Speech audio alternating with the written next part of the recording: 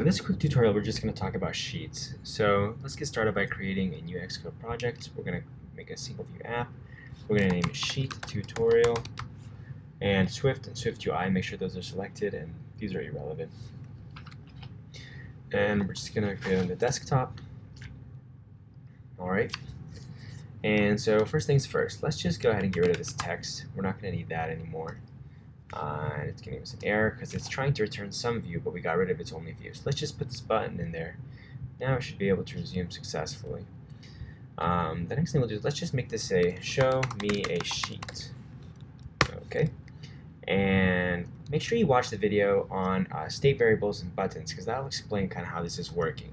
So the first thing we're going to do is we're going to create a new state variable, and we're going to call it isVisible. It's going to be equal to false, because it's going to be controlling whether or not we're seeing the sheet. Right now we are not seeing a sheet. So what I'm going to do now is whenever you click the button, we're actually going to toggle isVisible. So self.isVisible.toggle, that's the action every time I click on this right here. And you won't really see a difference right now because it's not controlling anything yet. It's not actually being monitored. It's just a variable in the background that's changing. So let's go ahead and create the second view that we're going to make sure we get to. So we're going to create another struct. We're going to call this one, we're essentially mimicking this structure right here, okay? We're going to call this destination view. Okay, it's going to be type view, and inside of it we're going to do var body some view. We're just copying this area right here, okay?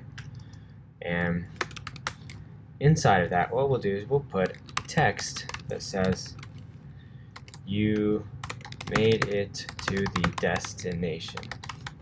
Okay, and now back up to the original content view structure. When here, at the end of button, okay, we'll say dot sheet, and we're just going to keep this portion of the initializer. Actually, we'll keep all of this, sorry. And for is presented, we'll write is visible. And what that means is that whether or not the sheet is presented will be based on whether or not is visible is true or false. This $sign is crucial because the $sign means that it's going to be monitoring and affecting it, so it's bound. It's a binding variable. And to tell it what exactly the sheet view looks like, that is going to be equal to destination view. Okay. Now if I hit resume, it should work, and if I hit play, we should be able to just click on it. Let me try to zoom in. Let's zoom out. Show me a sheet. And it says you made it to the destination. So what that means is that the destination is this destination view. So that's how we know we made it here. I could have put anything in here. I could have made another view entirely, or I could have even just put a text, and I could have made it say potato. Now when I click on it, I'm just going to get, let's go ahead, click on it. Not quite sure why that's happening, so let's just go back to the destination view. But the point is that you can put anything in here, really. Seems like this previewer is not working right now. So there we go. So you made it to the destination. So one thing that's interesting is that you can say that every time I click on it, you want to go back to content view. So that'll bring you right up here. Okay, it'll essentially say every time I click on it, show me the same thing over again, and I keep presenting these on top of each other. You can get rid of it by swiping down, and you'll see you have just as many as you clicked. So if you clicked it 5 times, you have 5 levels of depth.